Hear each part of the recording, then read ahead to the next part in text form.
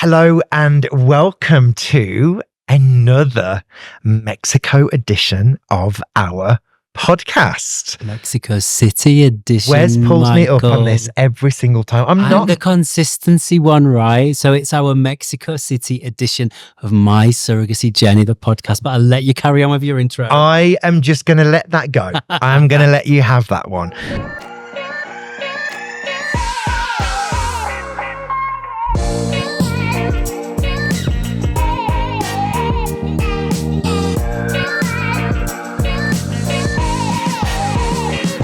When we created My Surrogacy Journey, one of the kind of guiding principles of the whole thing of what we do is about educating. Yeah. And the topic today, I'm not going to spoil it, but I'm really excited about this topic. And our guest as well, she is an amazing clinician. So without further ado, let us introduce our guest. Hello. Hello. Tell us who you are and what you do and what you're here to talk about. So first, thanks for having me. I'm very excited of this conversation. My name is Dr. Florencia Covarrubias. I'm a board-certified obstetrics and gynecology specialist. I was born and raised in Mexico City. I went through medical school here and did my residency program here in Mexico. And now I'm very excited to take care of your surrogates and UIPs. Yes. And we are very excited that you're very excited here to look after this gorgeous part of the journey. So this episode today really is going to focus on pregnancy in Mexico City, Yes. what the process is once it's a confirmed pregnancy, all the way up until the birth, and what type of care surrogates and intended parents can expect from that process. Yeah. Now, I know some of you listening or watching may be unfamiliar with what that whole process is. And going through this process in a different country without your support network with you might be quite, intimidating or worry-full or, anxiety ridden.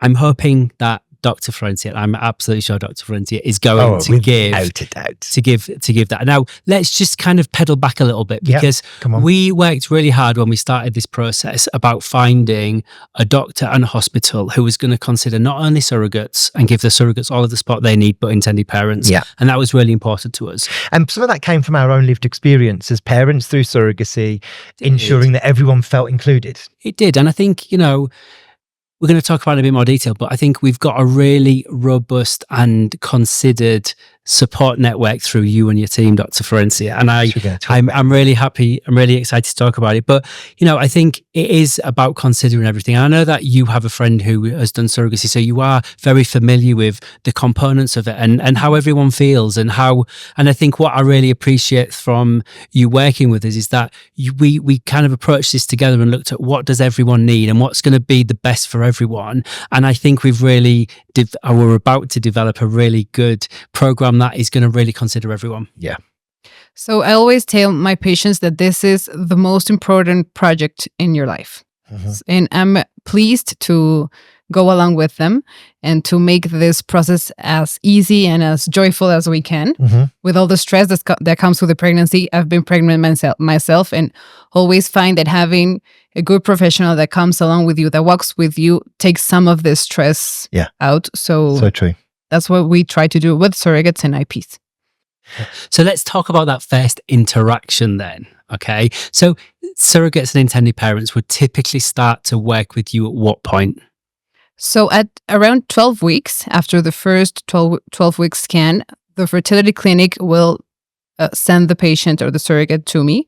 And then me and my team, who's all obstetrics certified gynecologists, will take care of them through the whole pregnancy. So how the prenatal control works, first, the objective is to find if there's something abnormal in the lab work, in the ultrasound, that we can correct since the beginning of the pregnancy, just to avoid this to be a problem far along, during the pregnancy. That's why we see surrogates once a month. Once they come to the office, we do a complete physical exam with her blood pressure, her weight, her vital signs. We do an ultrasound so we can check the baby's growth. And then we answer some questions. The way we do it is in Spanish for the surrogate, but also we like to have a FaceTime call with the IPs if they like that. So I can explain also in English or in, well, hopefully in English. Hopefully in English. Anything else? Any other? So a little bit of French. Okay, that could be useful. That would be very hard, but I can try. So Spanish for the surrogate, English for the IPs. Amazing. We can have some videos of the ultrasound so they can listen to the baby's heart. And then we all answer questions because I'm sure the surrogate will have questions about her body and the pregnancy, but also the IPs about their baby. Just how amazing, Wes. Do you know what I mean? Like, no, it is. But again, we recognize that's what is needed. And I think, I know actually you recognize, Doctor, that is what's needed. And that is what is in the best interest of everyone, right? So I can't imagine being pregnant without knowing what's happening with your body or with the baby. And I can't imagine being an IP waiting for a baby and then not knowing if everything is okay. Mm-hmm. Yeah. I'm going to jump in, Wes. When I first met you, one of the real appeals of why I was drawn to you as a professional was your passion to provide inclusivity on someone's route to parenthood. You were so and are so passionate about ensuring, first and foremost, the baby and the surrogate are well and not being exploited. And second of all, making sure that everyone enjoys this journey. And I remember speaking to you about it. That's exactly one of your principles, just with how you and your team work, that these people on this journey are all treated with so much respect and dignity along this particular pregnancy. So, as you, Wes, mentioned, I'd had one of my best friends went through surrogacy and didn't have like a very good experience. So I lived that very close to me. And it was very painful to see how his experience was. I'm not going to go into that, but I think taking care of the experience of everyone who's involved just makes the whole pregnancy easier and happier. Totally. Yes. And it's easy to do, right? Do you know what I mean? It's like doing the right thing. And why would you want to make this most important chapter of your life really difficult? So I think it takes from me the same effort to be kind that to be harsh and rude. So then I prefer to be kind. Yes. Me too. You get presents when you're kind to people. Yeah. And I also think that, I know that throughout this process, you're always going to respect the surrogate's privacy. She's going to need time on her own. She's going to, but what I like about this is that both parties get what they need from this, that everyone's getting the support they need. They all get the information that they need, but they all also get the ability to share it as well. Sure. We try to be as clear as we can with the information. I can't explain with medical terms to the surrogate or to the IPs what's going with the pregnancy. So we try to be very clear with the information to answer every question they have. So there is no doubt. And in case, I always tell them, when you cross the door, you have more questions, then you can contact me, because sometimes you'll speak to your family or to your neighbors and then they just ask some questions. Yeah, what about this? You can what always about that? come back. Yes. Yeah. And tell us about your team, because you have a phenomenal team. So let's hear a bit about them. And what do they all do? So my team with obstetrics team, we're all women. Which I love as well. Women, yes.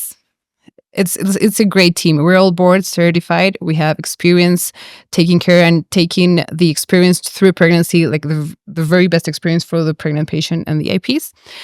Then we partner with some specialists, like obstetrics and gynecology subspecialists. That's a fetal maternal specialist who's taking care and ruling out chromosomic and genetic abnormalities.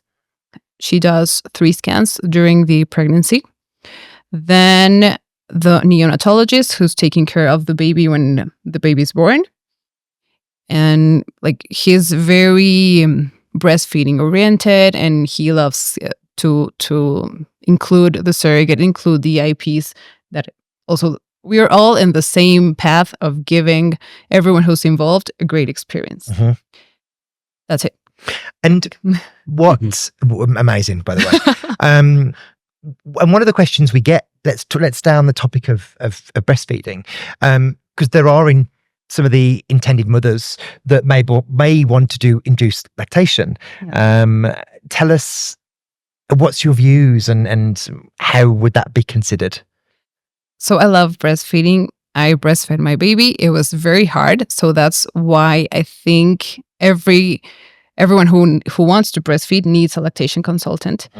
The intended mothers who want to breastfeed need to prepare a few months before the baby is born. So we can do that. Yes. Of course. just like that.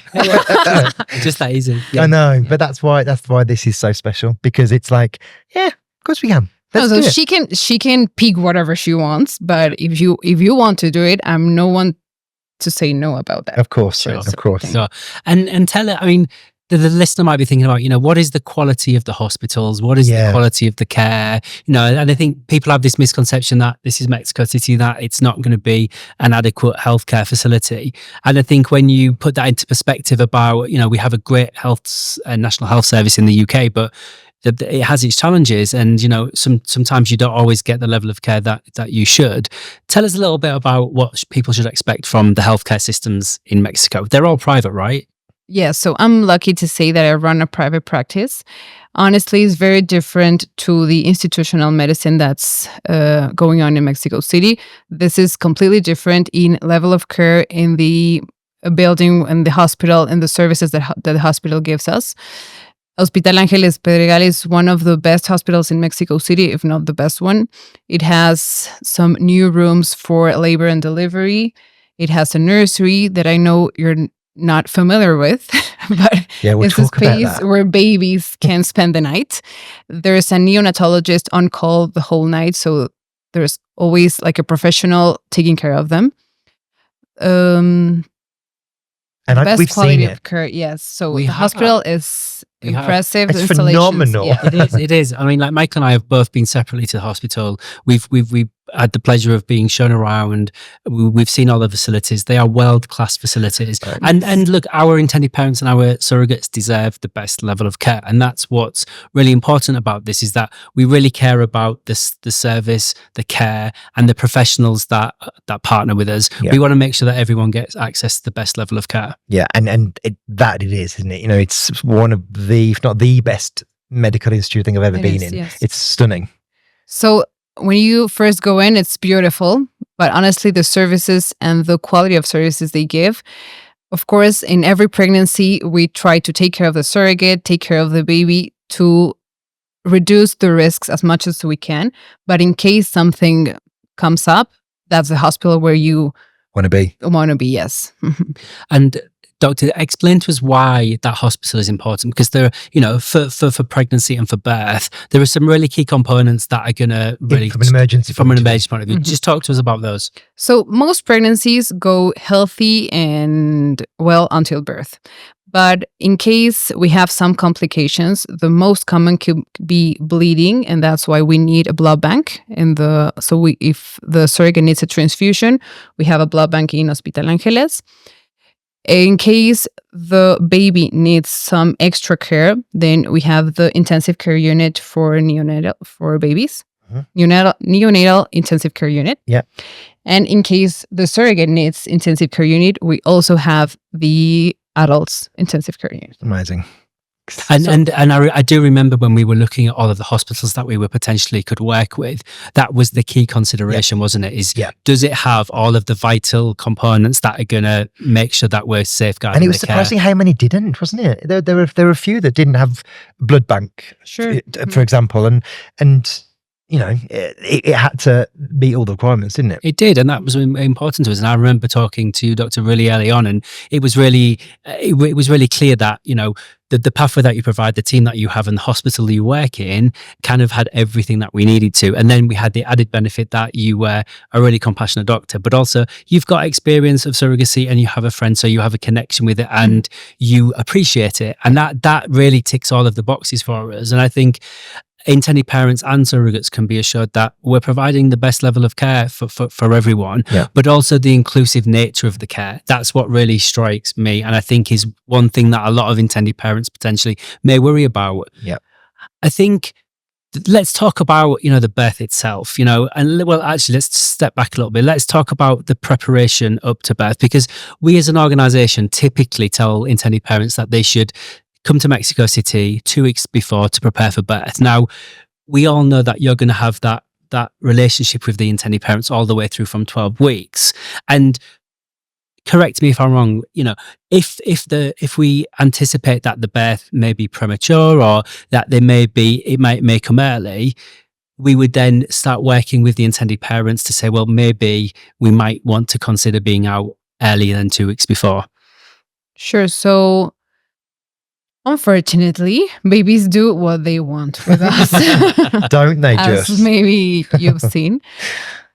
When we can predict that we will have a preterm baby, then we can arrange some dates. When would you predict that? What point? So at the half of the pregnancy, we screen for the length of the cervix. Okay. That gives us some risk if the surrogate can have contractions earlier. Okay. But also if the water breaks or if it's a baby that's not growing accordingly to what we planned to or what we were expecting, then there are some differences in the prenatal control that getting to the end of the pregnancy can bring a yellow flag, not a red flag, but something to look after. Okay. So we sometimes hear that surrogates are encouraged to get bed rest, and I know we've talked about this extensively before. What's your view on that, Doctor? And I know that we've seen some of the contracts where there's a very there's elements in the contracts that kind of prepare for and allow for bed rest, and I personally believe that that's not always in the best interest of the intended parents, but obviously we're always considering the surrogate and making sure that she has what she needs. What's your view on bed rest? Well, when should it be needed? What are the cases? Because I know that some organizations, they recommend the surrogates go to bed rest really early, and it's just something that seems to be quite common with some organizations. Yeah, let's ask the professional. So of course, every case has to be individualized. Yeah. But it's not that common. We even know with evidence, with scientific evidence, that bed rest can do more harm than good to the pregnancy, because a woman who's at rest, her hormones can lead to a thrombosis or a clot in her bloodstream. So we try not to have them at bed rest. Some exceptions might be maybe bleeding, maybe contractions before time, but we most of this time just ask the patient to slow down with whatever her activities are, but not complete bed rest, honestly. Sure. So, Doctor, let's talk about the decision-making process throughout the pregnancy. Now, we obviously, the surrogate always has total autonomy over body, and I know that you would absolutely safeguard that, definitely. Right? But how do we create an environment where intended parents are informed and that decisions are made collectively? So we're all a team. So the medical team, the surrogate, and the IPs, we're all part of the same team. And we want healthy surrogate, healthy baby, right? So every decision has to come with that in our minds and in our thoughts. If I detect something that's abnormal, then I have to speak to the surrogate, explain what's happening, to the IPs what's happening, and then I can explain the options we have or what I expect to happen, and then we make a decision.